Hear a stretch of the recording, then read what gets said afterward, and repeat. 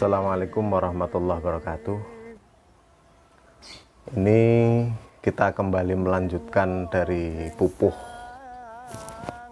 2 ya, Asmarandono dari Suluk Linglung. Kemarin di awal kita sudah pada bait 1 dan 2. Kita akan mencoba untuk tafsir bebas, namanya juga tafsir bebas, jadi ya sesuai dengan pemahaman masing-masing. Barangkali ada sesuatu yang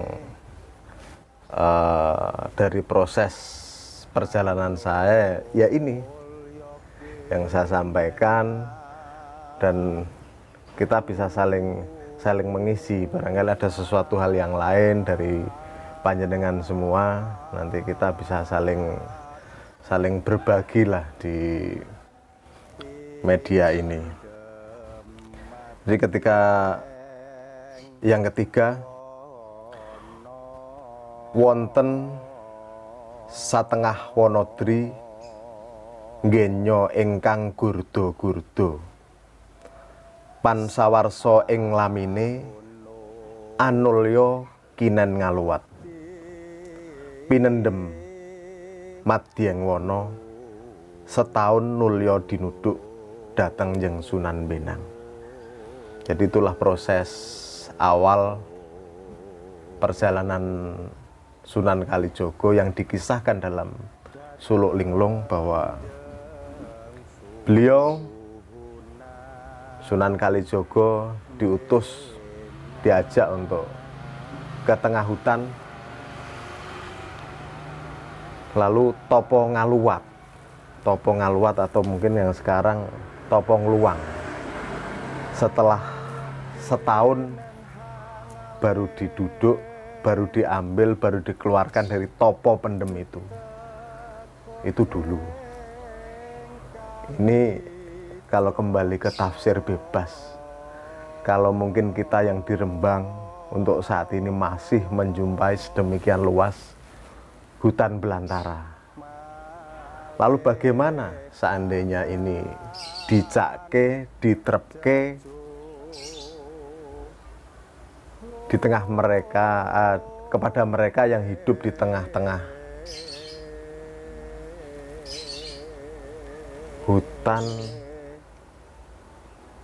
tapi bukan hutan alas ya, bangunan-bangunan ya di perkotaan. Jadi bagaimana cara kita dipendem, dikubur dalam hutan belantara kita sendiri yang gung liwang liwung. Karena dimanapun kita tinggal, sesungguhnya kita berada di tengah hutan kita sendiri, di tengah rimba kita sendiri, di mana sesekali kita adalah kijang yang senantiasa diburu, dan kita adalah harimau yang terkadang juga memburu.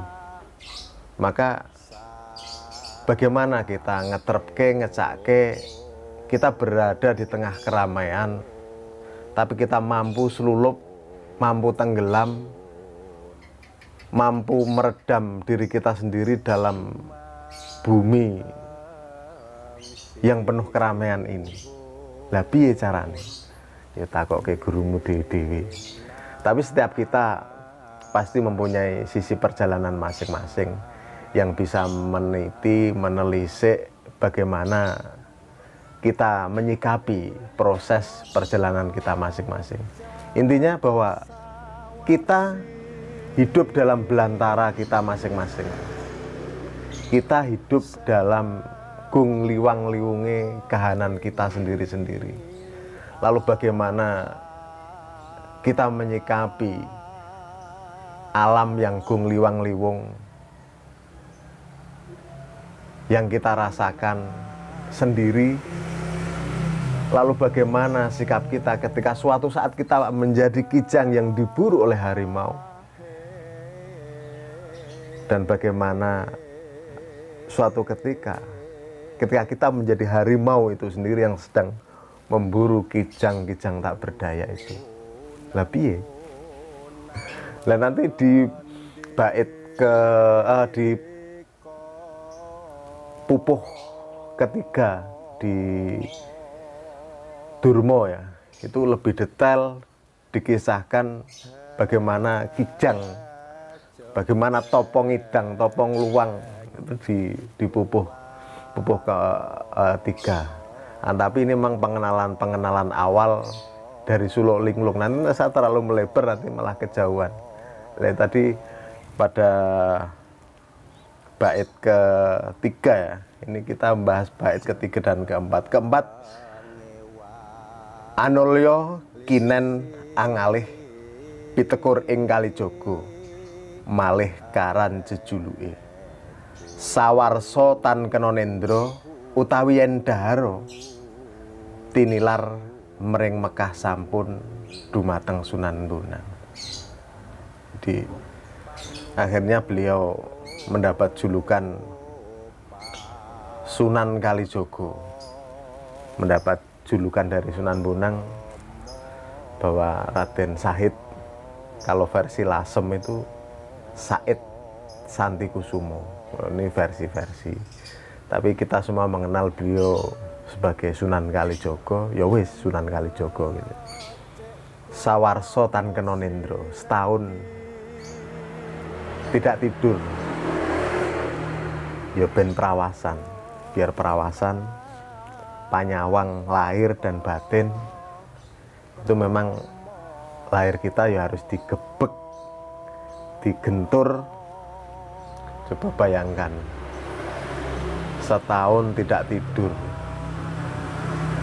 ya, itu kisah perjalanan beliau ya. Memang nak melihat proses perjalanan sanak saudara dan kita sendiri, kayaknya mbah iki ndelok ning awake dhewe ya, kayaknya semakin kesini kita memang semakin jauh dari lakon-lakon yang dilakoni oleh para leluhur dulu ya.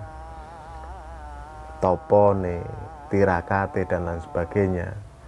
Mulane orang-orang sekarang itu ya gitu-gitu aja, nggak bisa sakti kayak orang-orang dulu, karena memang tirakate ya kurang, semuanya kurang.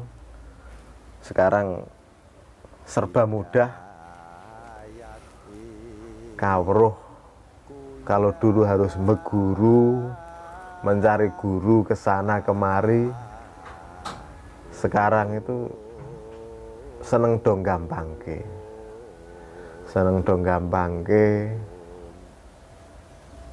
orang golek guru sing temenanan.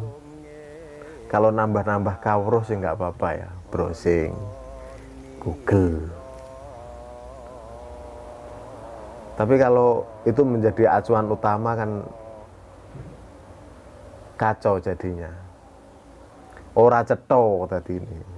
Ya mudah-mudahan kita senantiasa sambung dengan guru-guru kita, dengan para leluhur, termasuk saat ini adalah wahana saya pribadi untuk nyambung dengan Imam Anom, sang mu'alif dari Suluk Linglung. Sarana juga sebagai diri saya pribadi untuk wasilah kembali dengan Kanjeng Sunan Kalijaga, Kanjeng Sunan Bonang, dan juga para leluhur semuanya. Semoga kita semua senantiasa mendapatkan kanugrahan Allah, mendapatkan keberkahannya, bisa mengikuti jalan-jalan panjang, jalan-jalan terjal yang telah dilalui oleh para leluhur. Setidaknya kita adalah penerus perjuangan dari beliau-beliau. Jadi rogo itu winates. Apapun kita adalah anak putu Nuswantara, apapun kita, siapapun kita adalah penerus beliau-beliau yang memiliki tanggung jawab masing-masing. Semoga diberi kemampuan untuk menjalankan tugas-tugas itu. Semoga diberi kekuatan untuk menjalankan tugas-tugas itu.